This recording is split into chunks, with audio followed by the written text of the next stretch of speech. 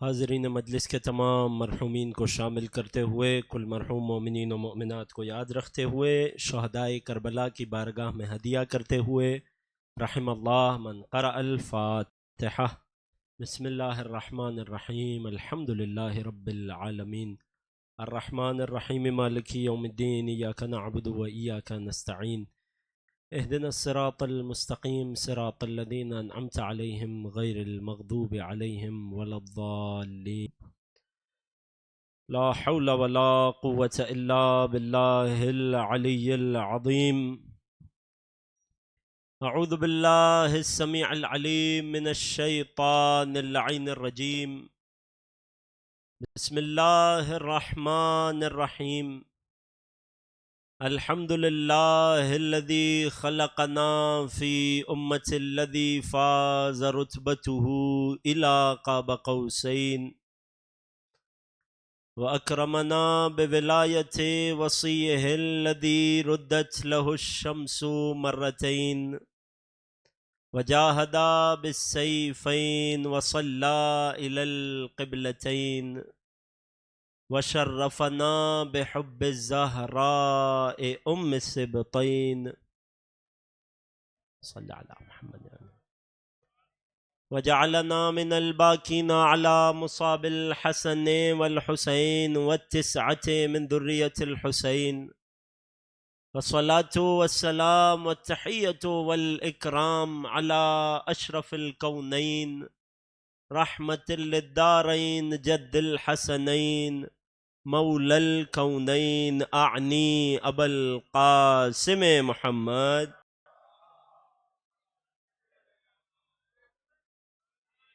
وعلى أهل بيته الأطيبين الأطهرين رحمة الله على محبيهم ولعنة الله على أعدائهم ومنكري فضائلهم وغاصبي حقوقهم أجمعين أما بعد فقد قال الله الحكيم في كتابه الكريم بسم الله الرحمن الرحيم لقد رضي الله عن المؤمنين إذ يبايعونك تحت الشجرة فعلم ما في قلوبهم فأنزل السكينة عليهم وأثابهم فتحا قريبا ومغانم كثيرة يأخذونها وكان الله عزيزا حكيما صدق الله العلي العظيم۔ درود پڑھیے محمد و آل پر۔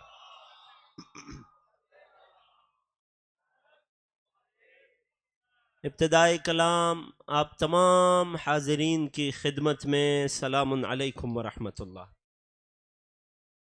اس سے پہلے کہ بات کا باقاعدہ آغاز کروں گا، بزرگوں کو زحمت نہیں دوں گا، جوان دوستوں سے گزارش ہے جو فاصلہ ہم دیکھ رہے ہیں درمیان میں، فاصلے کو پر کر لیجئے۔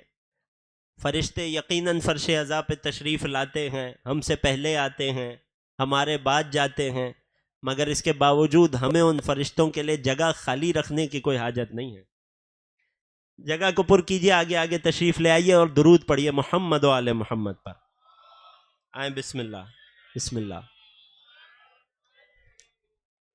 عزیزان گرامی، میری گفتگو کا مسلسل موضوع غزوات رسول اکرم، اس حوالے سے کل آپ کی خدمت میں سیرت نبی سے ایک ایسے واقعے کو پیش کیا کہ اگرچہ وہ رسول کی جنگوں میں سے نہیں ہے، یہ وہ جنگ تھی کہ جو نبی نے بغیر تلوار چلائے جیت لی، یہ وہ فتح تھی، یہ وہ کامیابی تھی جو نبی نے اپنے زور بازو سے نہیں، زور قلم سے جیتی ہے۔ اور اللہ عز و جل کو اپنے نبی کی وہ فتح جو کل بیان کر چکا، بات ذہن میں ہے، جو فتح اپنے نبی کو عطا کی سن 6 ہجری میں صلح حدیبیہ کے ذریعے، اللہ کو اپنے نبی کی وہ کامیابی اتنی پسند آئی کہ اللہ نے اسے فتح مبین قرار دیا۔ اپنے وعدے کے مطابق آج ہم 1 ہجری 1 سال آگے بڑھیں گے، اور یقین جانیے یہ بھی مجلس حسین کا کمال ہے کہ ہم ایک دن میں نبی کی سیرت کے 1 برس کا سفر طے کر رہے ہیں۔ آج ہماری 7ویں مجلس ہے اور 7 ہجری میں واقع ہونے والے غزوہ خیبر کو آپ کی خدمت میں پیش کرنا ہے۔ آمادہ ہیں؟ توجہ میرے ساتھ ہے؟ یوں تو آپ نے بہت مرتبہ ممبروں سے جنگ خیبر کے ایک بہت چھوٹے سے حصے کو سنا ہوگا۔ آپ نے علی کو رسول کے لشکر کا علم ملنا بھی سنا ہوگا، آپ نے باقیوں کا پرچم ملنا بھی سنا ہوگا، لوگوں کا خیبر کے قلعے کو فتح کرنے کی کوشش کرنا بھی سنا ہوگا اور ناکام لوٹنا بھی سنا ہوگا۔ آپ نے جب علی جنگ کے لیے تشریف لے جا رہے تھے تو آپ نے رسول کا علی کے بارے میں فرمان بھی سنا ہوگا، اور اس فرمان کے نتیجے میں کس طرح ہر ایک کو یہ آرزو تھی کہ کاش کل علم مجھے مل جائے، یہ بھی سنا ہوگا۔ آپ نے علی کی مرحب سے جنگ بھی سن رکھی ہے، آپ نے علی کا باب خیبر کو اکھاڑنا بھی سن رکھا ہے، آپ نے علی کا خیبر کے قلعوں کو فتح کرنا بھی سنا ہے، آپ نے علی کا کفار اور یہودیوں کے لشکر کو پسپا کرنا بھی سن رکھا ہے، آپ نے مسلمانوں کے ہاتھ خیبر میں بہت مال غنیمت لگنا بھی سن رکھا ہے۔ لیکن یقین جانیے، انصاف سے بتا رہا ہوں، اب تک جو ہم نے خیبر سنی ہے وہ ایک قطرہ ہے اس کے مقابلے میں جو خیبر کی حقیقی تفصیل ہے۔ اگر آپ کی توجہ میرے ساتھ رہی اس سفر میں تو آج ہم علی کی کامیابی کا، علی کے ہاتھوں پر اسلام کی کامیابی کا ایک عظیم الشان واقعہ آپ کی خدمت میں پیش کریں گے۔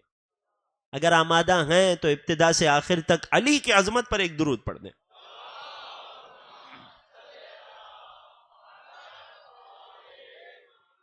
اپنے طریقے کے مطابق جس طرح باقی غزوات کی قرآنی نشاندہی سے بات کا آغاز کیا، غزوہ خیبر پر سورہ مبارکہ فتح میں ہی کچھ آیتوں کا نزول ہوا کہ جب نبی صلح حدیبیہ کر کے مکے کے باہر سے اپنے جانوروں کو قربان کر کے اور عمرے کے احرام سے خود کو الگ کر کے دوبارہ مدینے لوٹ رہے تھے، جب مسلمان پریشان تھے، افسردہ تھے، نہ جنگ ہوئی اور ان کی نگاہ میں نہ فتح آیا، فتح کے نزول میں جب اللہ نے اپنے نبی کو صلح حدیبیہ کی مبارکباد دی، تبھی اللہ نے بہت جلد ایک بہت بڑے غزوے میں کامیابی اور کثیر مال غنیمت کے حصول کی نوید اور خوشخبری اپنے نبی کو سنا دی۔ ارشاد ہوا سورہ مبارکہ فتح، میرے نوجوان دوست یاد رکھیے گا، سورہ فتح آیت 18 اور 19 کہ جن میں جنگ خیبر کی عن المؤمنین، اللہ مومنوں سے راضی ہو گیا۔ کب؟ اذ یبایعونک تحت الشجرہ، حدیبیہ کے موقع پر ایک درخت۔ ایک اور آیت میں خدا نے اس بیعت کو یوں فرمایا، ید اللہ یبایعونک انما یبایعون اللہ، اے نبی یہ جو آپ کی بیعت کر رہے ہیں یہ اصل میں اللہ کی بیعت کر رہے ہیں۔ ید اللہ فوق ایدیہم، ان کے ہاتھوں پر اللہ کا ہاتھ ہے۔ پھر فرمایا فعلم ما فی قلوبہم، اللہ نے ان مومنوں کے خلوص کو جان لیا، اللہ نے ان کے دل کے حال کو جان لیا۔ نتیجہ فانزل السکینۃ علیہم، اللہ نے ان پر وقار، چین اور اطمینان کو نازل فرمایا۔ اب اگر دیکھنا ہو کہ یہ کون سے مومنین ہیں جن پر اللہ نے بیعت شجرہ اور حدیبیہ کے مقام پر اطمینان کو نازل کیا، تو دیکھ لینا کہ جب بھی تاریخ میں سب سے زیادہ خوفناک لحظے آئے، جب جنگ اپنے معراج پر تھی، تو کون خوف میں تھا، کون اطمینان میں تھا؟ خدا نے فقط انہیں سکون اور اطمینان نہیں بخشا، وَأَثَابَهُمْ فَتْحًا قَرِيبًا، اور اللہ نے یہ طے کر لیا کہ انہیں عنقریب ایک بہت بڑی فتح عطا کرے گا۔ اور فقط فتح نہیں ملے گی، اللہ لوگوں کے دلوں کی آرزو کو جانتا ہے۔ اگلی آیت میں ارشاد ہوا وَمَغَانِمَ كَثِيرَةً يَأْخُذُونَهَا، اور انہیں اللہ بہت کثیر مال غنیمت بھی عطا. وَكَانَ اللَّهُ عَزِيزًا حَكِيمًا، اور اللہ ہی عزتوں والا اور حکمت والا ہے. تمام مفسرین اسلام نے بیان کیا کہ اس آیت میں اللہ نے مسلمانوں کو جس فتح کی خوشخبری سنائی ہے، جس فتح کو بہت قریب بیان کیا ہے، وہ غزوہ خیبر کی فتح ہے. اور یہی وہ غزوہ تھا جو صلح حدیبیہ کے بعد ہوا، کہ جس میں مسلمانوں کو کثیر مال غنیمت حاصل ہوا. یہاں تک بات واضح ہو گئی. اب آئیے ایک منزل اور آگے بڑھتے ہیں. ماجرا یوں ہے کہ مکہ کے جو مدینے کے جنوب میں ہے، ساؤتھ میں، خیبر اور اس کی زمینیں کہ جو مدینے کے نارتھ میں ہے، اس کے شمال میں ہے.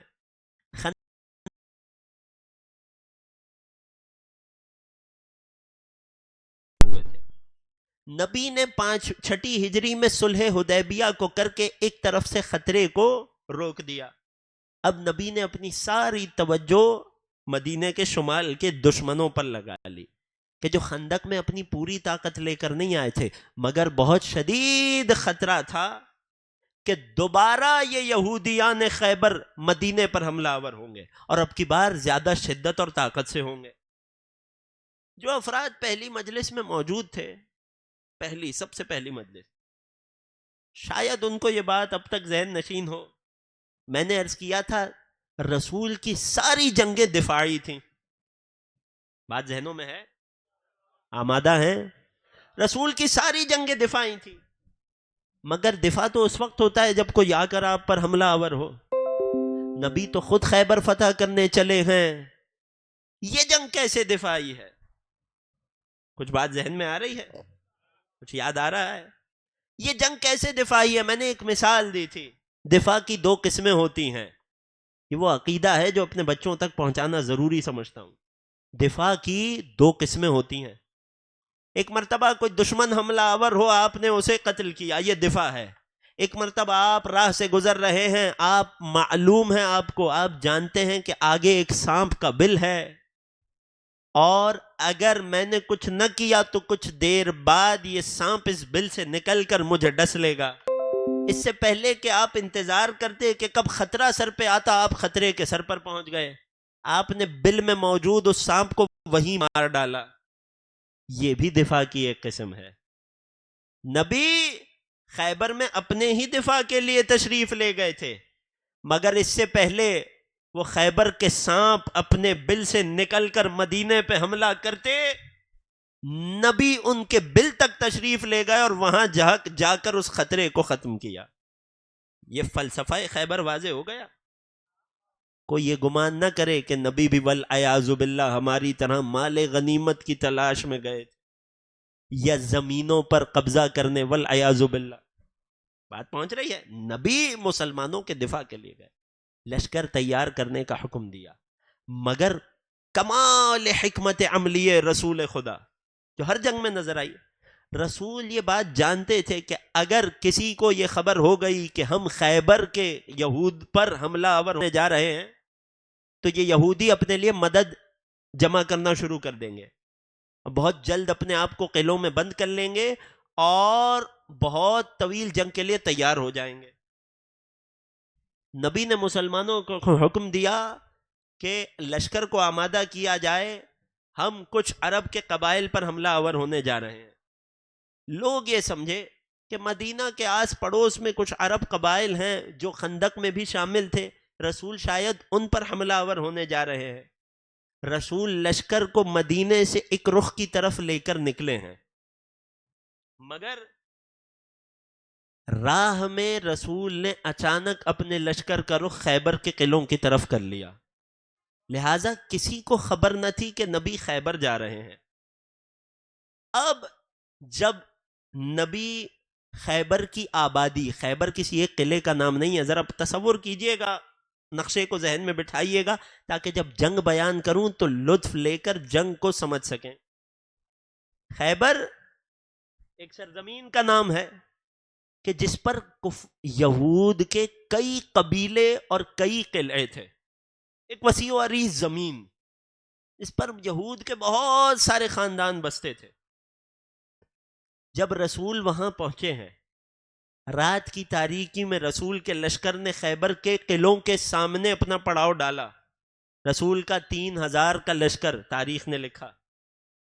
صبح کا وقت ہوا، وہاں کے کسان کھیتی باڑی کے لیے اپنے گھروں سے نکلے تو دیکھا مسلمانوں کا عظیم الشان لشکر ان کے استقبال میں کھڑا ہے۔ الٹے پاؤں اپنے گھروں میں، اپنی بستیوں میں دوڑ گئے، اور اعلان ہونے لگا کہ محمد اپنے لشکر کے ساتھ حملہ آور ہو گئے ہیں۔ بڑی جلدی جلدی تیاریاں کی گئیں، لوگوں نے اپنی آبادیوں کو، اپنی بستی کو اپنے اپنے قبیلوں سے منسوب قلعوں میں بند کرنا شروع کر دیا۔ کل کتنے قلعے تھے؟ بعض تاریخی روایات کے مطابق 20 قلعے تھے۔ ان 20 قلعوں کی کیفیت سمجھیے گا۔ ایک باہری دیوار تھی کہ جس باہری بڑے قلعے کے اندر چھوٹے چھوٹے قلعے تھے، اور ان چھوٹے چھوٹے قلعوں کو پار کرنے کے بعد سب سے آخر میں ایک سب سے بڑا قلعہ آتا تھا جس کا نام مورخین نے ناعم لکھا۔ یہ ان قلعوں کی کیفیت تھی، اور ان قلعوں کے پیچھے یہودی بستیاں اور آبادیاں۔ یہ منظر ذہن میں آ رہا ہے؟ توجہ میرے ساتھ ہے؟ اب جب نبی خیبر میں پہنچے، یہود کے پہلوانوں، لشکر والوں کو ملا کر خیبر میں کل 14,000 لشکر تھا۔ لوگوں نے مباحثے شروع کیے، مشورے شروع کیے، نبی کا لشکر سر پہ آ گیا ہے، کیا کیا جائے؟ ادھر مسلمانوں نے ان کے قلعوں کا محاصرہ کر لیا۔ تاریخ کہتی ہے قریب 20 دن تک یہ محاصرہ ایسے ہی جاری رہا۔ مسلمان قلعوں کے قریب جانے کی کوشش کرتے، قلعے سے تیر اندازی ہوتی، مسلمانوں کو پیچھے ہٹنا پڑتا۔ 20 دن کے بعد اب یہود نے یہ فیصلہ کیا کہ اب دفاعی جنگ کا وقت ختم ہو گیا۔ کیوں؟ کیونکہ جتنے زیادہ دن ہم حصار میں رہیں گے، اتنا ہی ہماری فوج کا، ہمارے لشکر کا مورال گرتا جائے گا، خود اعتمادی ختم ہوتی جائے گی، خود اپنے آپ میں شکست کو تسلیم کرتے چلے جائیں گے، ہمارا سامان ختم ہوتا چلا جائے گا۔ لہذا سب یہودی قبائل نے مل کر طے کیا کہ اب جنگ کے رخ کو تبدیل کیا جائے، اب ہماری جانب سے مقابلے کا آغاز ہو۔ توجہ ہے عزیزوں؟ آخر میں بیٹھے ہوئے مومنین خاص توجہ کیجئے گا۔ اب مقابلے کا آغاز کیا جائے۔ تمام یہود قبائل نے، جو پہلے سے خیبر میں آباد تھے، جنہیں رسول نے مدینے سے نکالا تھا، تاریخ ذہن میں ہے نا، قبیلہ بنی قینقا، بنی نذیر، جو مدینے سے نکل کر آئے تھے، وہ بھی خیبر کے قلعوں میں تھے۔ ان تمام یہودی قبائل میں 14,000 جنگجو لوگوں میں جس کا انتخاب کیا گیا، اس کا نام تھا مرحب۔ اب تاریخ کا ایک نیا باب شروع ہوا، خیبر کی جنگ میں ایک نیا موڑ آیا۔ ادھر سب سے پہلے قلعے سے مرحب اپنے کچھ ساتھیوں کے ساتھ باہر آیا، اور اس نے براز شروع کیا، یعنی لوگوں کو اپنے مقابلے پر بلانے لگا۔ ادھر رسول نے بھی جنگ کے رخ کو بدل دیا۔ علماء اسلام نے اس حدیث کو اپنی تاریخ میں ایسے ہی لکھا، حتیٰ کہ بخاری و مسلم میں بھی یہ روایت موجود، حتیٰ کہ مستدرک علی الصحیحین میں تھوڑی اور تفصیل سے موجود، کہ نبی نے 20 دن گزر چکے ہیں جنگ کو، نبی نے پہلے دن کسی کو بلایا، پرچم خود ان کے ہاتھوں میں دیا، ساتھ میں لشکر والے کیے، جاؤ قلعہ فتح کر کے لاؤ۔ عزیزوں جنگ کا آغاز ہو رہا ہے، مل کر نہیں عزیزوں، اس طرح نہیں، جنگ خیبر کے بیان کا آغاز ہو رہا ہے۔ ایک نعرہ ایسا ہو کہ جس کا جواب آخری فرد تک سے آئے۔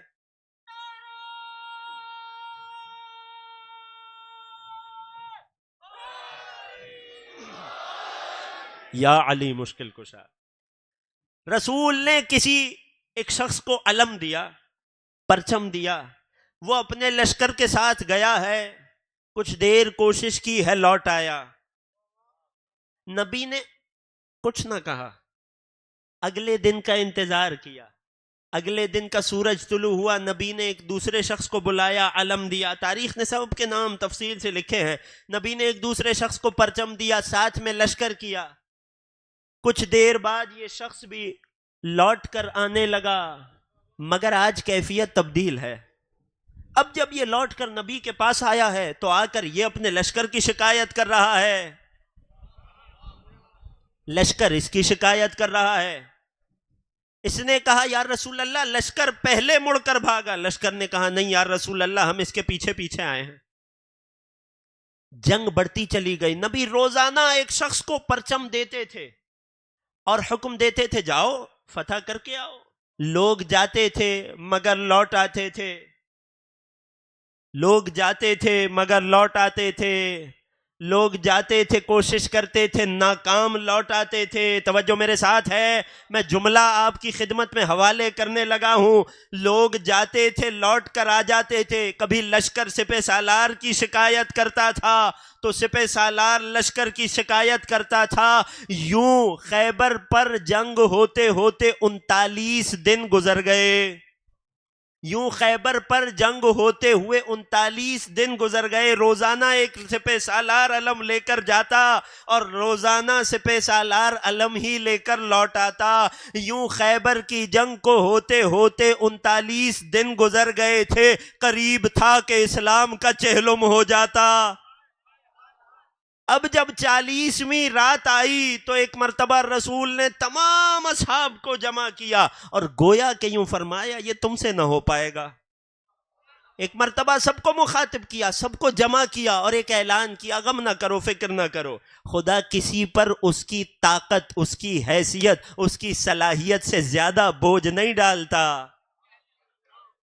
جس کی جتنی لیاقت ہوتی ہے خدا اتنا ہی کام لیتا ہے. رسول نے تمام اصحاب کو مخاطب کر کے کہا، اور یہ حدیث جو اب بیان کر رہا ہوں تمام عالم اسلام کی کتب میں موجود ہے. میں نے پہلے حوالے دے دیے، کچھ لفظوں کے اختلاف کے ساتھ ہے، وہ اختلاف بھی آپ کی خدمت میں بتاؤں گا اور کیوں ہے یہ آپ سمجھیے گا. تمام علماء اسلام نے اپنی کتب حدیث میں اس حدیث کو لکھا ہے کہ جب 40ویں شب آئی خیبر میں، نبی نے تمام اصحاب کو جمع کیا اور ایک مرتبہ ایک اعلان کیا. فرمایا لَأُعْطِيَنَّ الرَّایَةَ غَدًا رَجُلًا،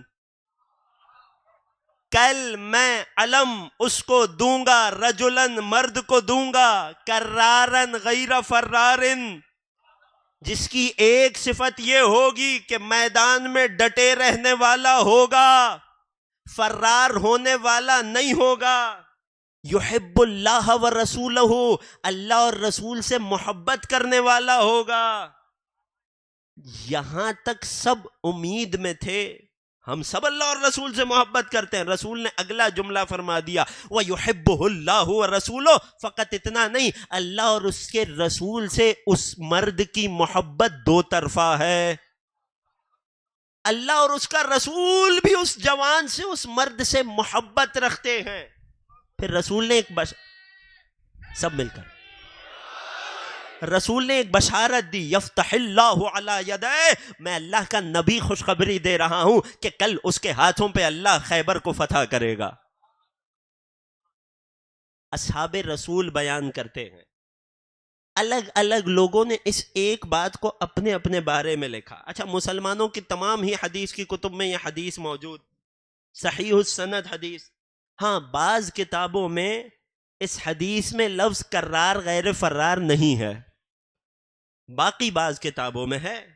جہاں تفصیل سے نقل ہوئی وہاں کرار غیر فرار کا لفظ بھی ہے، جہاں بہت مختصر کیا گیا وہاں یہ لفظ نہیں ہے.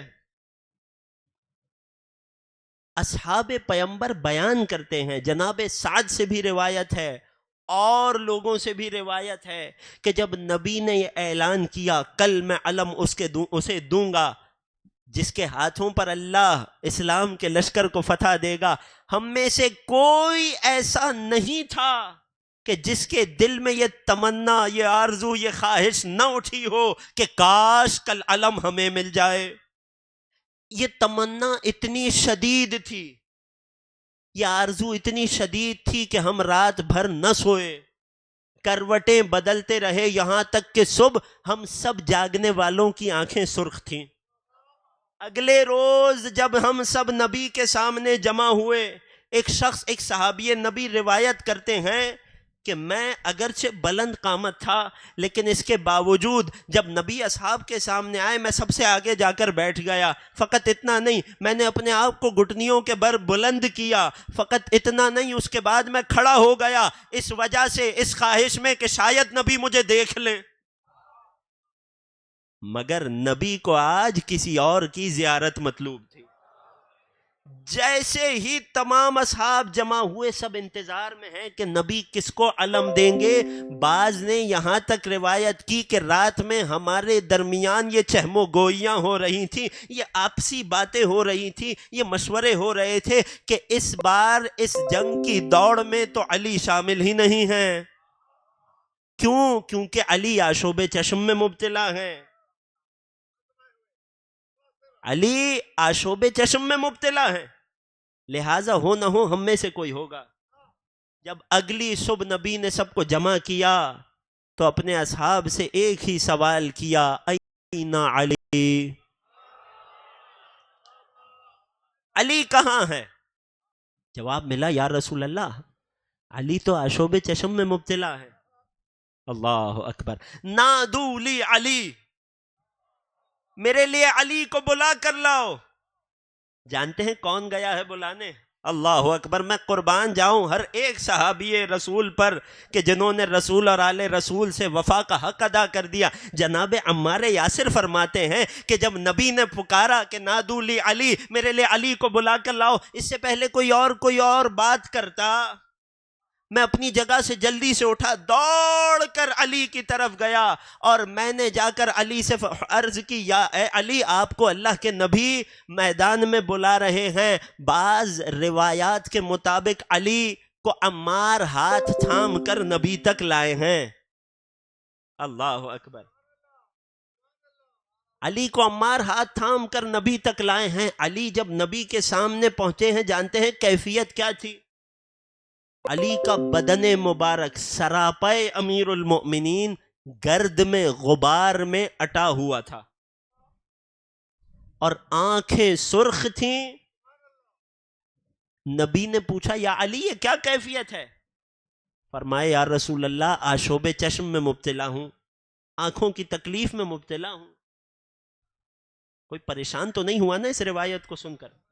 میں نہ پڑھتا اگر میرے اور آپ کے چھٹے امام صادق آل محمد امام جعفر صادق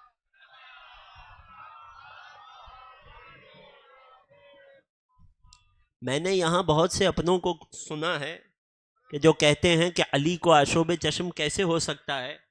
جناب، جب حدیث کسا کے واقعے میں نبی کے بدن پر ضعف ہو سکتا ہے، جب چھٹے امام نے بتا دیا، اب یہاں آگے اپنی عقل نہ چلائیے۔ ہم علی کی ولایت اور محبت میں امام صادق سے زیادہ تو نہیں ہیں۔ پیغام پہنچ گیا۔ جب امام کی حدیث موجود ہے، علی آشوب چشم میں مبتلا تھے، ظاہری جسمانی مرض کا طاری ہونا یہ اللہ کا امتحان ہے کہ جو بعض لوگوں کے گناہوں کو معاف کرواتا ہے اور بعض کے درجات میں بلندی کا باعث بنتا ہے۔ آل محمد وہ ہیں کہ جو ہر حال میں اللہ کی رضا میں راضی تھے۔ رسول نے پوچھا، یا علی یہ کیا کیفیت ہے؟ فرمایا، یا رسول اللہ آشوب چشم میں مبتلا ہوں، لہٰذا مسلمانوں کے لشکر کے لیے روٹیاں تیار کر رہا ہوں۔ اللہ اکبر، فاتح بدر و احد مولا اپنے ہاتھ سے مسلمانوں کے لشکر کے لیے روٹیاں تیار کر رہے ہیں۔ اللہ اکبر، ایک درود پڑھیے مولا کائنات کی عظمت۔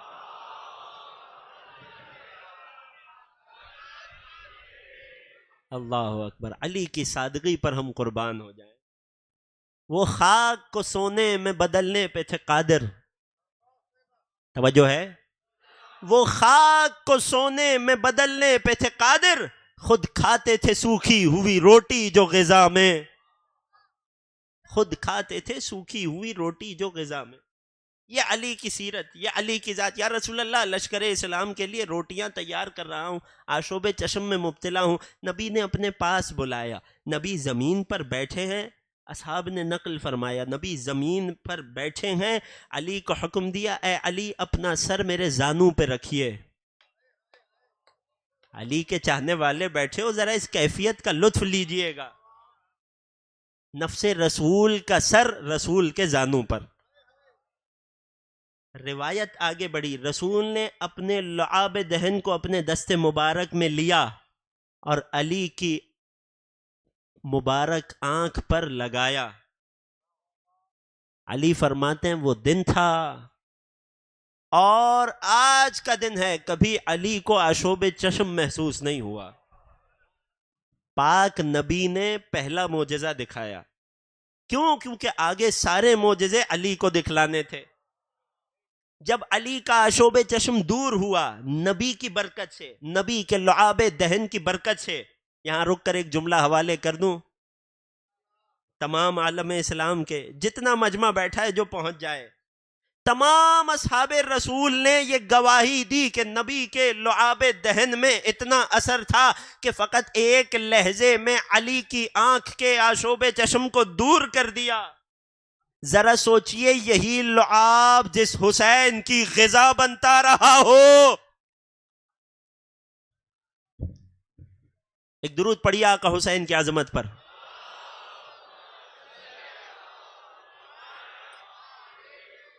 نہیں عزیزوں ایسے نہیں، ابتدا سے آخر تک حسین کی عظمت پر ایک درود ہو۔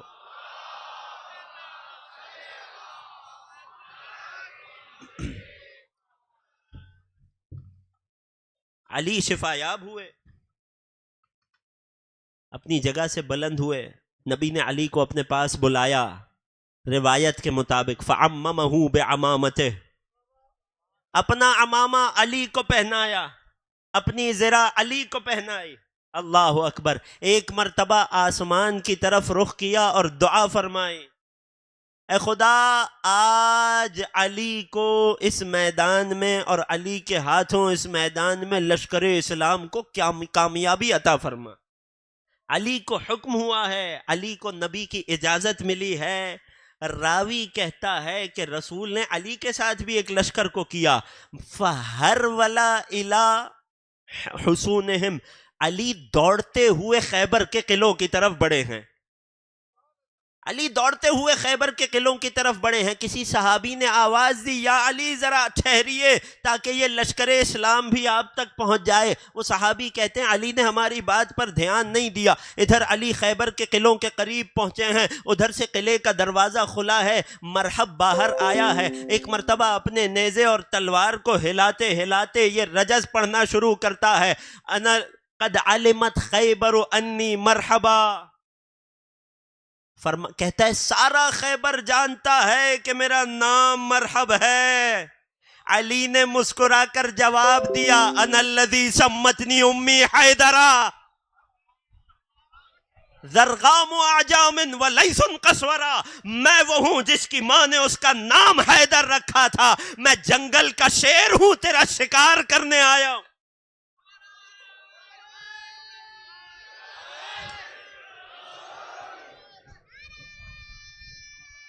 سب مل کر یا علی مشکل، انا الذی سمتنی امی حیدرا۔ خدا کی قسم اتنا لطف آتا ہے علی کے چاہنے والوں کو اس ایک مصرے کا، انا الذی سمتنی امی حیدرا، میں وہ ہوں جس کی ماں نے اس کا نام حیدر رکھا ہے۔ ہر غزوے میں، جملہ حوالے کر رہا ہوں عزیزوں، ہر غزوے میں اپنا تعارف علی ابن ابی طالب کہہ کر کرانے والے علی نے آج جنگ خیبر میں اپنا تعارف اپنی مادر گرامی سے کرایا ہے۔ سب مل کر حیدر حیدر، ایک درود پڑھیے مولا علی کی عظمت پر۔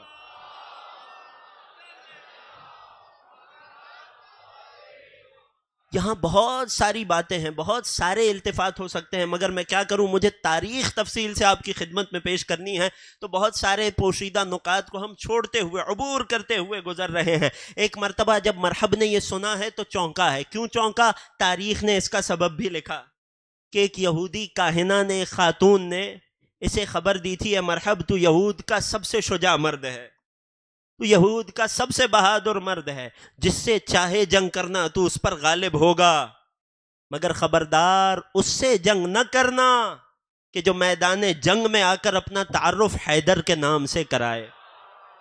روایت کہتی ہے مرحب کچھ دیر جھجکا ہے، اس موقع پر شیطان ایک یہودی بوڑھے کی صورت میں اس کے قریب آیا۔ اے مرحب تو کیا سوچ رہا ہے؟ اے مرحب تو کیا سوچ رہا ہے؟ کہنے لگا مجھے کسی نے بہت پہلے کہا تھا کہ اس سے جنگ نہ کرنا جس کا نام حیدر ہو۔ کہنے لگا اے مرحب تجھے کیا ہو گیا ہے؟ تو یہودیوں میں سب سے بڑا بہادر ہے، سب سے بڑا پہلوان ہے، تجھے کیسے خبر ہو دنیا میں کتنے حیدر ہوں؟ یہ وہ دلیل تھی کہ جو شیطان نے دی، اور مرحب اس دلیل کے جھانسے میں آ گیا۔ اللہ اکبر۔ اب ایک مرتبہ جنگ کا آغاز ہوتا ہے، یقیناً اتنی دیر میں تو اصحاب کا لشکر بھی علی تک پہنچ ہی گیا ہوگا۔ ایک مرتبہ جنگ کا آغاز ہوا، ادھر سے مرحب آگے بڑھا، ادھر سے حیدر کرار آگے بڑھا۔ یہ جنگ خیبر ہی تو ہے کہ جس میں عالم اسلام کے لیے علی کے دو نئے لقب سامنے آئے، حیدر کرار۔ ادھر سے مرحب آگے بڑھا، ادھر سے حیدر کرار میرا مولا آگے بڑھا۔ مرحب نے ایک وار کیا، علی نے اس وار سے خود کو بچایا۔ اب حیدر کرار کی ذوالفقار چلی ہے، مرحب کے سر پر ایک کھول تھی لوہے کی، روایت کہتی ہے اس کھول کو کاٹتی ہوئی مرحب کے مغز تک اترتی چلی گئی، یہاں تک کہ داڑھوں تک علی کی ذوالفقار پیوست ہو گئی۔ تاریخ نے ایک تشبیہ دی ہے، مرحب ایسے زمین پر گرا جیسے کھجور کا کوئی سوکھا ہوا درخت گرتا ہے۔ ادھر مرحب کا زمین پر گرنا تھا، ادھر یہود نے دوبارہ اپنے قلعوں کا رخ کیا۔ توجہ ہے عزیزوں، اب جنگ کی کچھ ایسی تفاصیل جو اس سے پہلے آپ تک نہیں پہنچی ہوں گی۔ ادھر مرحب قتل ہوا ہے، ادھر اصحاب پیمبر نے اللہ اکبر کے نعرے لگائے ہیں۔ نعرے لگانا اصحاب رسول کی سنت ہے، کب؟ علی کی فتح پر۔ یا علی مشکل کشا، مولا سلامت رکھیں یا علی کہنے والوں کو۔ ادھر اصحاب پیمبر میں یا علی کی گونج اٹھی ہے، ادھر یہود نے دوبارہ اپنے قلعوں کا رخ کیا۔ ایک قلعے میں داخل ہوئے، دروازے کو بند کیا گیا، یوں یہود اپنے قلعوں میں داخل ہوتے چلے گئے اور دروازے بند کرتے چلے گئے، یہاں تک کہ سارے یہود پہلوان مرد سب کے سب خیبر کے سب سے بڑے، سب سے مضبوط اور سب سے آخری قلعے میں جمع ہو گئے، جس کا نام بعض تاریخوں نے ناعم لکھا ہے۔ سب کے سب وہاں جمع ہوئے، اس قلعے کے دروازے کو بند کیا گیا۔ علی ان کے پیچھے پیچھے قلعے کی طرف چلے ہیں۔ علی نے پہلے قلعے کے دروازے کو اکھاڑا۔ یہ دروازہ، اس کی خصوصیت یہ تھی، یہ لکڑی کا تھا۔ کاش میں آپ تک تفصیل پہنچا پاؤں۔ یہ لکڑی کا قلعے کا دروازہ تھا، کوئی معمولی دروازہ نہیں تھا، مگر یہ لکڑی کا تھا۔ علی نے بڑی آسانی سے اسے اکھاڑا ہے۔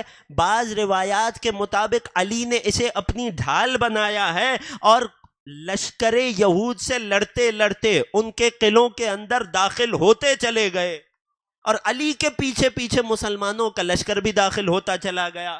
علی تمام قلعوں کو پار کرتے ہوئے سب سے بڑے، سب سے مضبوط اور سب سے آخری ناعم نامی قلعے تک آ گئے۔ وہ جو آپ سنتے ہیں نا فاتح باب خیبر، یہ اس قلعے کے دروازے کے لیے نہیں تھا جو علی نے سب سے پہلے اکھاڑا تھا، اسے علی نے ڈھال بنا کر باقی قلعوں کو پار کیا۔ اب علی جس قلعے کے سامنے ہے، ذرا اس قلعے کی کیفیت سنیے گا۔ سب سے مضبوط قلعہ یہی تھا۔ اس قلعے کے گرد ایک گہری خندق کھدی ہوئی تھی۔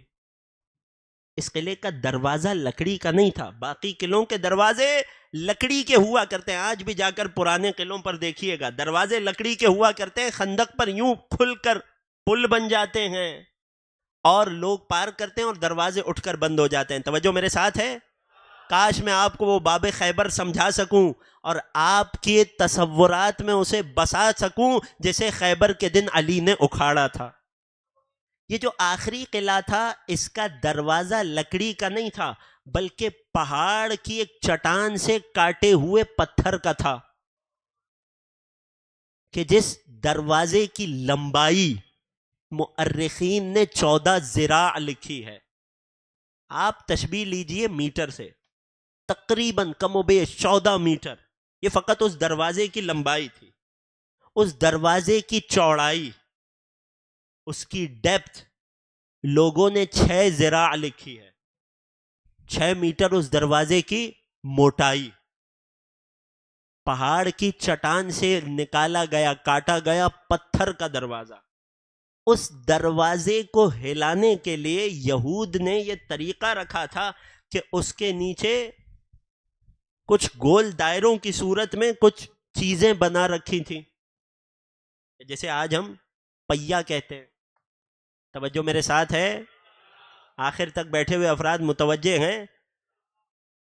اس پتھر کی بڑی سی سل کو ہلانے کے لیے یہود نے جو انتظام کیا تھا وہ یہ تھا کہ بڑی مشکل سے اس پہیوں کے جسم پر وہ دروازہ ہلانے کے لیے 20 افراد کی مدد لگتی تھی. توجہ میرے ساتھ ہے؟ 20 افراد مل کر پہیوں کی مدد سے اس دروازے کو ہلاتے تھے. وہ دروازہ جب بند ہو جاتا تھا، وہ پہیے اس دروازے کے نیچے سے ہٹ جاتے تھے اور اب دروازہ گویا کے دیوار کا حصہ بن جاتا تھا. اس خیبر کے سب سے بڑے قلعے کے پتھر کے دروازے میں تھامنے کے لیے کوئی جگہ نہیں تھی. توجہ ہے عزیزوں؟ علی جب اس دروازے کے پاس پہنچے ہیں، سب کے سب لشکر والے علی کی طرف دیکھ رہے ہیں. روایت کے جملے ہیں فَرَمَاهُ بِرُمْحِهِ، علی نے اپنا نیزہ لیا اور اس دروازے کو مارنا شروع کیا، اور اتنا مارا کہ یہاں تک کہ اس دروازے میں تھامنے کی ایک جگہ بن گئی. وہ دروازہ جسے پہیوں کی مدد سے 20 یا بعض تاریخی روایات میں 40 لوگ ہلایا کرتے تھے، جب اس دروازے میں تھامنے کی جگہ بنی، شیر خدا نے اللہ کی مدد سے اس دروازے کو اپنی 1 یا 2 انگشت سے یوں اٹھایا ہے. اہل سنت کا بہت بڑا عالم شارح نہج البلاغہ اپنے قصیدہ عینیہ میں شعر میں اس واقعے کو یوں لکھتا ہے: یا قالع الباب الذی عن حزها عجزت اکف 40 و 40، اے اس خیبر کے دروازے کو اکھاڑنے والے، ان حزہا کہ جسے ہلانے کے لیے 40 ہاتھ لگتے تھے. اکھاڑنے کے لیے نہیں، جسے ہلانے کے لیے 40 ہاتھ لگتے تھے. اے اس باب خیبر کو تنہا اکھاڑنے والے. اللہ اکبر. ابن ابی الحدید معتزلی نے لکھا جب علی نے اس دروازے کو اکھاڑا ہے، خود فرماتے ہیں فَوَقَعْتُ بِهِ 20 ذِرَاعًا مِّن وَرَائِي، علی نے 20 زرے دور اس دروازے کو اکھاڑ کر پھینکا ہے کہ جیسے کوئی گلاب کا پھول اکھاڑ رہا ہو. ادھر اصحاب پیمبر کے لیے ایک اور مشکل آ گئی. یا علی، قلعے اور ہمارے درمیان خندق ہے، بہت گہری ہے، کیسے پار کیا جائے؟ علی دوبارہ پیچھے کی جانب پلٹے ہیں. علی نے دوبارہ اس خیبر کے دروازے کو اٹھایا ہے. علی خندق میں اترے ہیں، دروازہ ہاتھ پر تھاما ہوا ہے. لشکر اسلام کو امر کیا جاؤ پار کر کے خیبر کے قلعوں میں داخل ہوتے چلے جاؤ. لوگ گزرتے چلے گئے. ابن عباس روایت کرتے ہیں، حضرت ابن عباس بڑا جلیل القدر نام ہے نا، روایت کرتے ہیں جب میں نے دیکھا کہ خندق تو بہت گہری ہے، علی کا قد نہ بہت طویل تھا نہ بہت قصیر تھا، بڑا معتدل قد تھا، بڑا درمیانہ، بڑا جچتا ہوا قد تھا، مگر یہ خندق تو بہت زیادہ گہری ہے. علی کیسے اس دروازے کو اٹھا کر خندق میں کھڑے ہیں، کیسے یہ مسلمانوں کا لشکر اس خندق پر سے پار کرتا جا رہا ہے. میں خندق کے قریب گیا، میں نے ایک مرتبہ نیچے نگاہ کی تو کیا دیکھا؟ علی کے قدم ہوا میں اس طرح سے اٹھے ہوئے ہیں.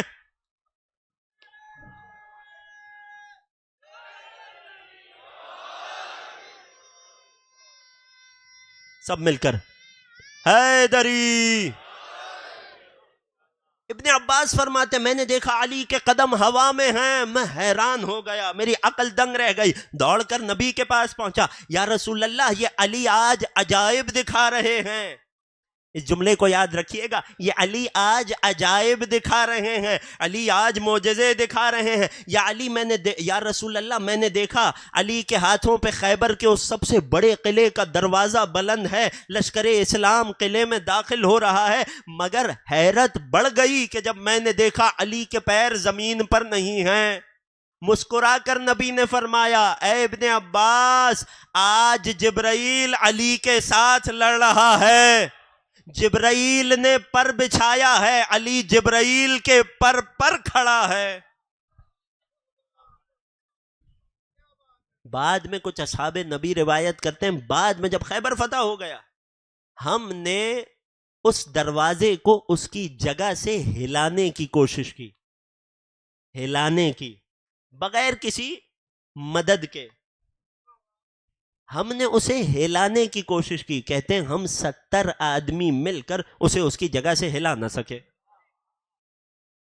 اسی لیے تو ہم کہتے ہیں ناد علی مظہر العجائب، اس علی کو پکارتے ہیں جو معجزات کو ظاہر کرنے والا ہے، جو عجائب کا اظہار کرنے والا ہے۔ جب کسی نے علی سے روک کر پوچھ لیا یا علی یہ کیسے باب خیبر اکھاڑ لیا، یہ تو انسان کے لیے، عام انسان کے لیے ممکن ہی نہیں ہے۔ دوستوں فرق یاد رکھیے گا، یہی فرق ہوتا ہے عام انسان میں اور حجت خدا میں، کہ جس کی مدد خود پروردگار کر رہا ہو اسے حجت خدا کہتے ہیں۔ جس نبی کے لشکر کا ایک سپہ سالار علی ایسا ہو، خبردار کبھی اس نبی کو اپنے جیسا نہ سمجھنا۔ علی سے کسی نے پوچھا یا علی یہ آپ نے کیسے کیا، مرحب کو کیسے مارا، اے علی خیبر کے قلعے کے دروازے کو تنہا کیسے اکھاڑا؟ یہ وہ معجزات تھے، وہ براہین، وہ روشن نشانیاں تھیں جو اللہ نے اپنے ولی کے ہاتھوں ظاہر کی۔ توجہ کر رہے ہیں؟ جب سلیمان کے ایک اشارے پر تخت بلقیس ملک سبا سے آ سکتا ہے، جب کسی نے پوچھا تھا یا علی یہ کیسے کیا، فرمایا سلیمان نے کیسے کیا، فرمایا اپنے وسیع سے کہا وسیع نے کیسے کیا، قرآن نے بتایا قال الذی عنده علم من الکتاب، وہ جس کے پاس کتاب میں سے کچھ کا علم تھا۔ فرماتے ہیں وہ سلیمان کا وسیع تھا جس کے پاس کتاب میں سے کچھ کا علم تھا، میں وہ ہوں جس کے بارے میں خدا کہتا ہے ومن عنده علم الکتاب، جس علی کے پاس پوری کتاب کا علم ہے۔ جب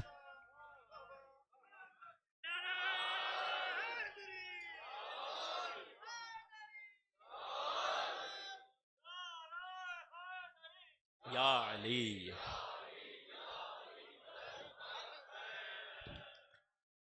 جب کسی نے علی سے پوچھا یا علی یہ کیسے کیا، فرمایا ما قلعت باب خیبر بقوت جسمانیہ ولکن بقوت روحانیت ونصر من الرحمن۔ فرمایا یا علی کیسے کیا، فرمایا میں نے خیبر کے قلعے کو اپنے جسمانی طاقت سے فتح نہیں کیا، میں نے اپنے ایمان کی طاقت سے خیبر کو فتح کیا ہے، اللہ کی مدد سے خیبر کے قلعے کو فتح کیا ہے۔ یا علی ایمان تو سب کے پاس تھا، بعید نہیں جواب آئے ایمان والے بہت تھے مگر کل ایمان صرف ایک تھا۔ علی نے خیبر کو فتح کیا۔ جب خیبر فتح ہوا، خیبر سے دور پشت پر رہنے والی یہودیوں کی آبادی کہ جن کی زمینوں کا نام فدق تھا، نبی کے پاس آئے، صلح کی گزارش کی۔ کیونکہ علی کی بہادری کے قصے ان تک بھی پہنچ چکے تھے۔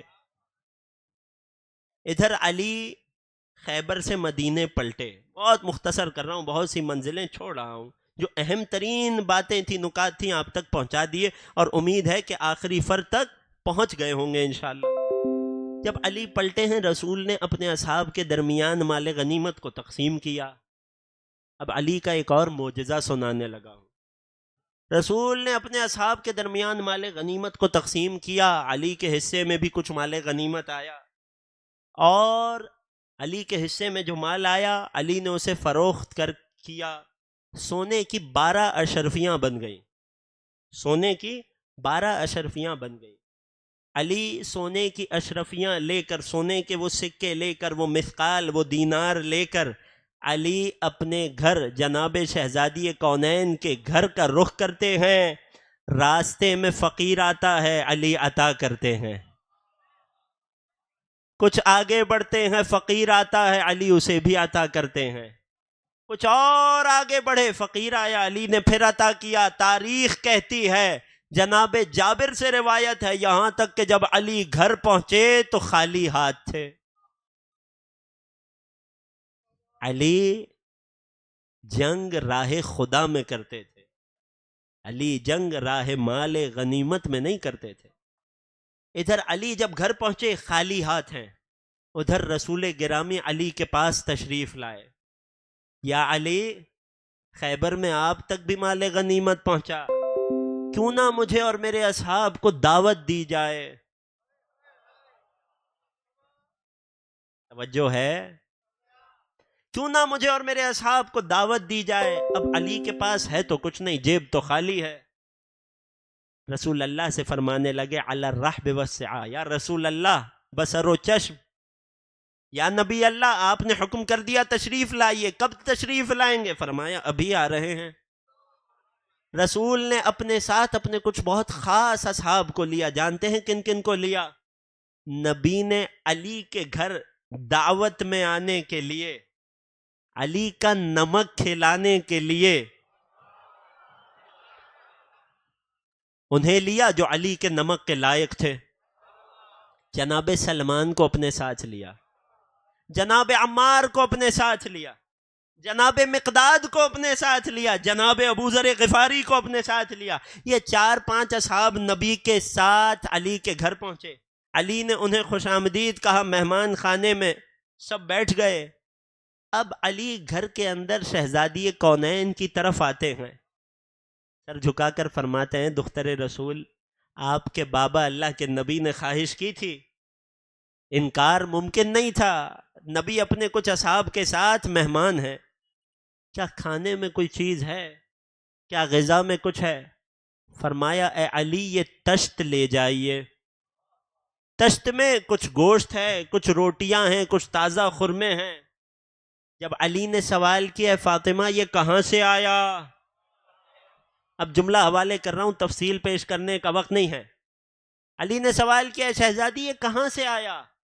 فخر مریم نے وہی جواب دیا جو جناب مریم نے دیا تھا، ھذا ھو من عند اللہ، اے علی اللہ کی جانب سے آیا. ان اللہ یرزق من یشاء بغیر حساب، اللہ جسے چاہتا ہے بے حساب دیتا ہے. علی تشت لے کر خوشی خوشی نبی کے سامنے تشریف لائے، پیش کیا. نبی نے تشت دیکھا، مسکرائے، آواز دی، اے میری دختر فاطمہ یہ کہاں سے آیا؟ جواب دیا، ہے بابا ہوا من عند اللہ، اللہ کی جانب سے آیا. ان اللہ یرزق من یشاء بغیر حساب، خدا جسے چاہتا ہے بے حساب رزق دیتا ہے. روایت یہاں پر ختم ہوئی کہ نبی کی آنکھوں سے آنسو جاری ہوئے، یہ خوشی کے آنسو تھے. پروردگار تیرا شکر ہے کہ تو نے مجھے زندگی میں وہ رتبہ بھی دے دیا کہ جو تو نے جناب مریم اور زکریا کو دیا تھا. اے پروردگار تیرا احسان ہے، تو نے مجھے میری دختر فاطمہ میں وہی معجزہ دکھلا دیا جو زکریا کو مریم میں دکھلایا تھا. اللہ اکبر. یہ تھی تاریخ اسلام کی ایک اور بہت اہم جنگ کہ جس میں اسلام کو علی کے ہاتھوں فتح نصیب ہوئی، جس کے بارے میں اللہ قرآن میں ایک اور آیت میں ارشاد فرماتا ہے، وَكَفَى اللَّهُ الْمُؤْمِنِينَ الْقِتَالَ، اللہ نے مؤمنوں سے جنگ کی ذمہ داری کو لے کر خود نبھا لیا. معصوم فرماتے ہیں اللہ نے کیسے نبھایا؟ فرمایا وَكَفَى اللَّهُ الْمُؤْمِنِينَ الْقِتَالَ بِأَمِيرِ الْمُؤْمِنِينَ، اللہ نے مومنوں سے جنگ کو خفیف کر دیا امیر المومنین کی جنگ کے صدقے. یہ مولائے کائنات کی ان چند مناقب میں سے ایک منقبت، ایک فضیلت کہ لوگ حسرت کرتے تھے، کاش علی کو جو رتبے ملے، علی کو جو عہدے ملے، کاش ان میں سے کوئی ایک مجھے مل جاتا. کسی نے پوچھا کون سا عہدہ؟ کہنے لگا خیبر کے دن نبی نے فرمایا تھا کل علم اسے دوں گا، کاش اس وقت علم مجھے مل جاتا۔ ادھر نبی نے علی کو مخاطب کر کے ایک اور عجیب جملہ فرمایا، اے علی، آج خیبر کے دن اللہ اور اس کا رسول آپ سے راضی ہیں، سجدہ شکر میں گر گئے۔ اے خدا، تیرا شکر ہے کہ تو نے یہ دن دکھایا کہ تو اور تیرا نبی مجھ سے راضی ہے۔ نبی مسکرائے جب علی نے سجدے سے سر کو اٹھایا، عجیب جملہ ارشاد فرمایا، اے علی، اگر مجھے اپنی امت میں وہی خوف نہ ہوتا، اس عقیدے کو اپنانے کا ڈر نہ ہوتا کہ جسے عیسیٰ کی قوم نے ان کے لیے اپنا لیا، تو میں آپ کے وہ فضائل بیان کرتا کہ جس راہ سے گزرتے لوگ قدموں کی خاک اٹھا کر آنکھوں پہ لگاتے، جب وضو کرتے تو لوگ وضو کا غسالہ اپنی شفا کے لیے لے جاتے، مگر اے علی، آپ کے لیے یہی کافی ہے کہ آپ میرے بھائی ہیں، میرے وصی ہیں، میرے جانشین ہیں، آپ مجھ سے ہیں اور میں آپ سے ہوں۔ ایک درود پڑھیے مولا کائنات کی عظمت پر۔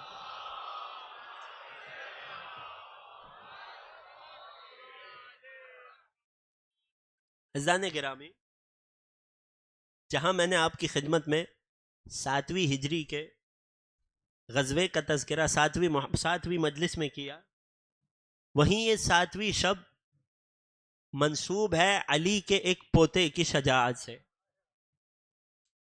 بہت مختصر، جتنی طاقت ہوئی، جتنا آپ شامل ذکر رہیں گے، آج مجھے تذکرہ کرنا ہے علی کے ایک بہادر پوتے جناب قاسم ابن حسن کا،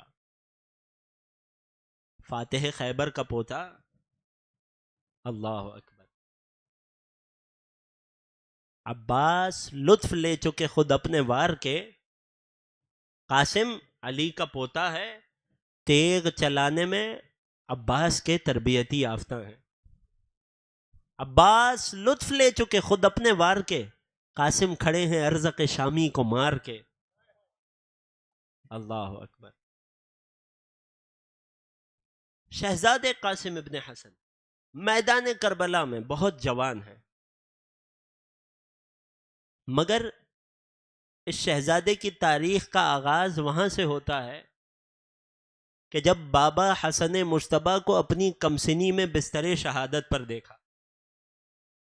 کہ جب دیکھا کہ کس طرح زہر ہلاہل جگر کو ٹکڑے ٹکڑے کر رہا ہے، اس وقت مولا حسن مجتبیٰ جب تمام اہل خاندان سے آخری وداع کر رہے تھے، ایک مرتبہ والدہ گرامی جناب قاسم کو فرمایا کہ میرے کمسن شہزادے قاسم کو میرے پاس لاؤ۔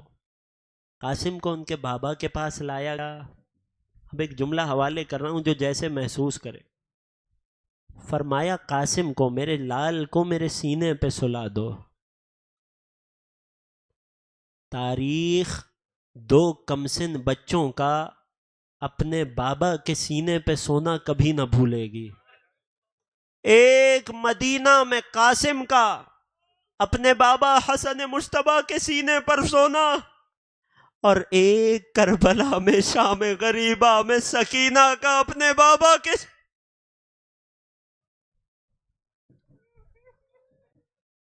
قاسم کو پیار کیا، ایک تعویذ اٹھایا، بازو پر باندھ دیا، اے فروا، جب میرا قاسم جوان ہو جائے، کسی بہت بڑے امتحان میں ہو، تب اس سے کہنا یہ تعویذ کھول کر دیکھ لے، اللہ اس کی مشکل آسان کر دے گا۔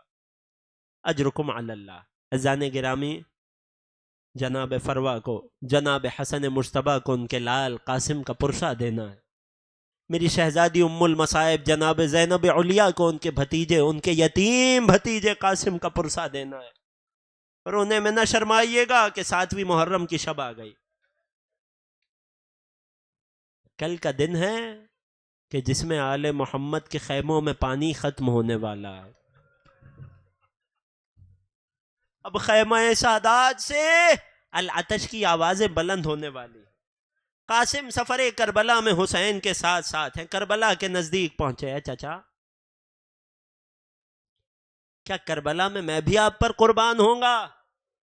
جوان بھتیجے سے سوال کیا، کیف الموت عندک، قاسم موت کیسی لگتی ہے؟ اللہ اکبر، حیدر کرار کا پوتا حسن کا یتیم قاسم کہنے لگے احلا من العسل، چچا شہد سے زیادہ میٹھی لگتی ہے۔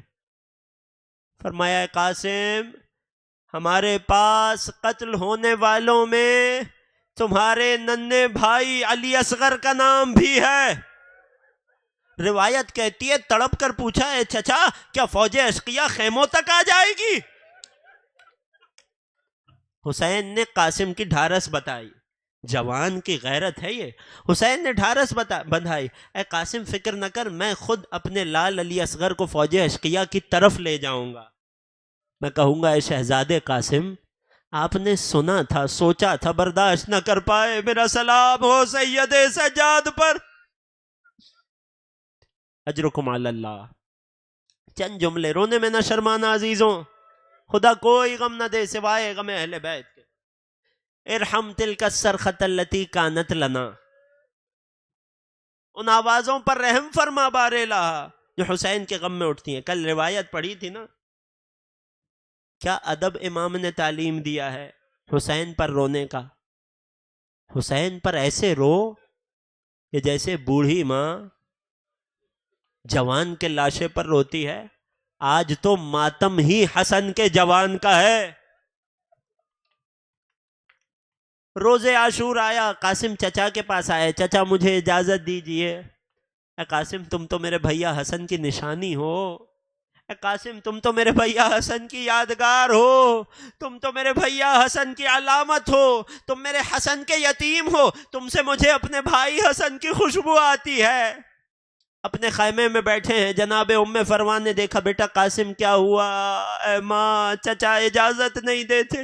جناب ام فروا کو یاد آیا، بیٹا قاسم جب تم بہت کم سن تھے بابا نے ایک تعویذ باندھا تھا، فرمایا تھا جب بہت مشکل وقت ہو اسے کھول کر پڑھ لینا۔ اے قاسم فرزند زہرا دشمنوں میں گھر گیا، اس سے مشکل وقت کیا ہوگا، ذرا بابا کے تعویذ کو کھولیے۔ قاسم نے جلدی جلدی اپنے بابا کے تعویذ کو کھولا ہے۔ اچانک آنکھوں میں چمک بڑھ گئی، دوڑ کر اپنے چچا حسین کے پاس آئے، اے چچا دیکھیے آپ کے بڑے بھائی امام حسن مجتبیٰ کا پیغام لایا ہوں۔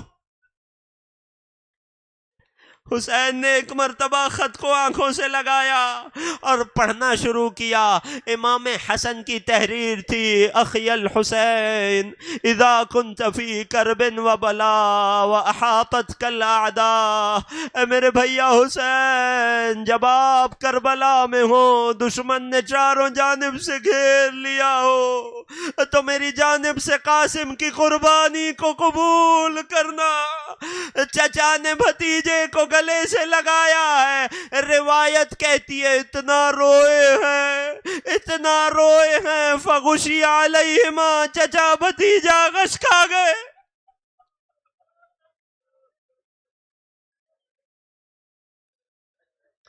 چچا اور بھتیجے کو غش آ گیا۔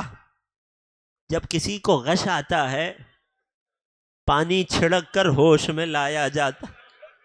نہ جانے شہزادی زینب نے کیسے دونوں کو غشی سے افاقہ دلایا ہوگا۔ پانی کربلا میں تھا نہیں، شاید زینب دونوں کے سرہانے بیٹھ کر اس وقت تک روتی رہی۔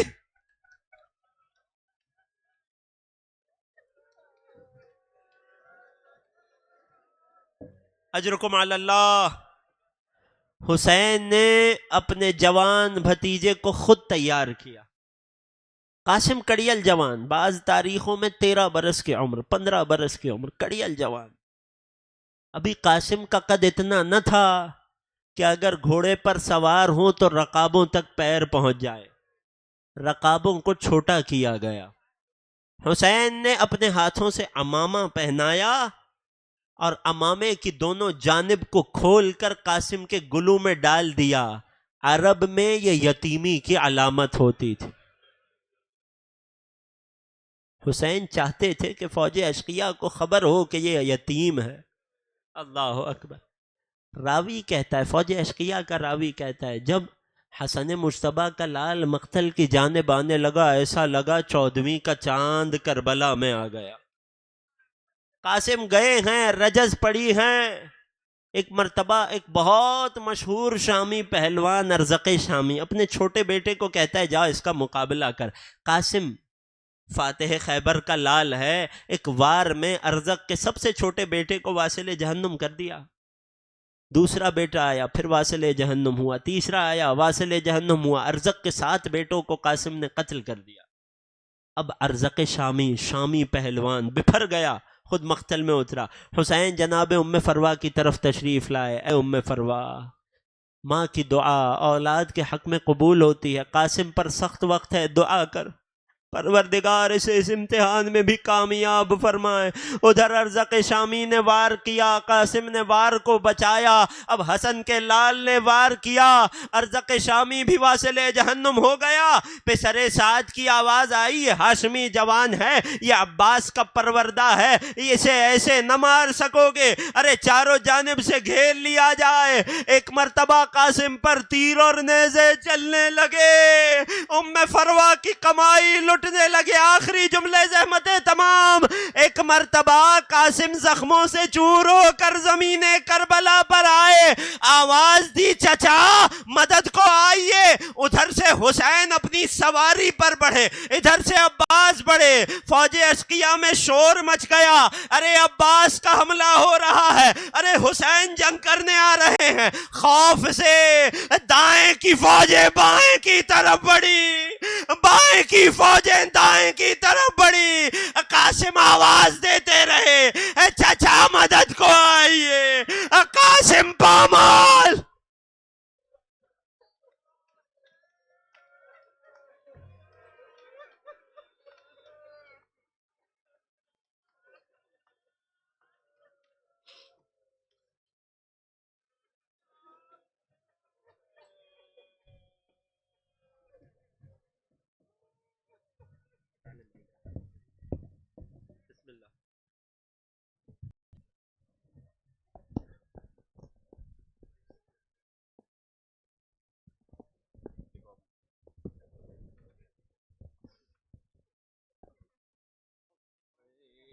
قاسم ہے قاسم، ہے قاسم ہے قاسم، ہے قاسم ہے قاسم، ہے قاسم ہے قاسم، ہے قاسم ہے قاسم، ہے قاسم ہے قاسم، ہے قاسم ہے قاسم، ہے قاسم ہے قاسم، ہے قاسم ہے قاسم، ہے قاسم ہے قاسم، ہے قاسم ہے قاسم، ہے قاسم ہے قاسم.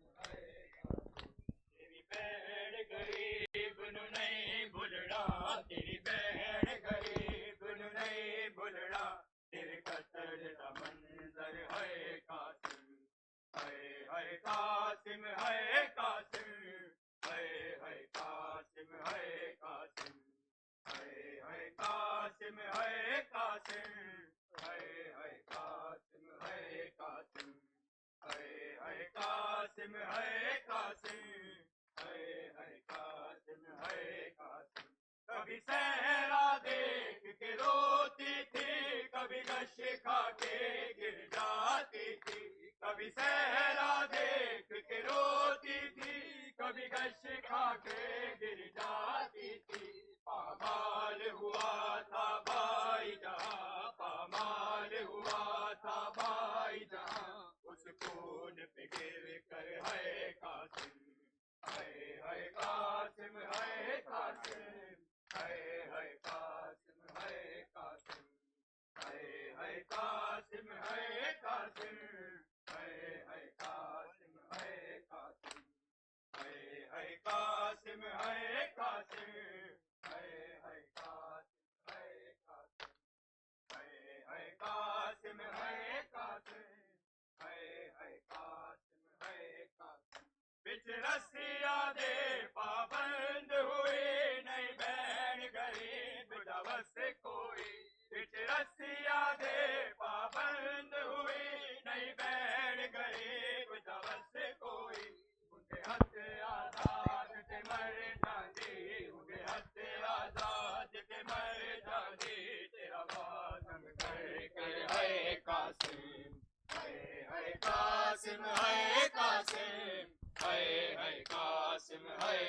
قاسم ہے قاسم ہے قاسم ہے قاسم ہے قاسم ہے قاسم ہے قاسم ہے قاسم ہے قاسم کس شان سے تم دولہا تھے بنے کس شان سے تھی بارات چلی کس شان سے تم دولہا تھے بنے کس شان سے تھی بارات چلی بیٹھی رہی دلہن حجرے میں بیٹھی رہی دلہن حجرے میں آئے نہ پلٹ کر ہے قاسم ہے قاسم ہے قاسم ماتمیوں سے گزارش ہے کہ وہ صفحے بنا لیں، صفحے ماتم بنا لیں۔ قاسم ہے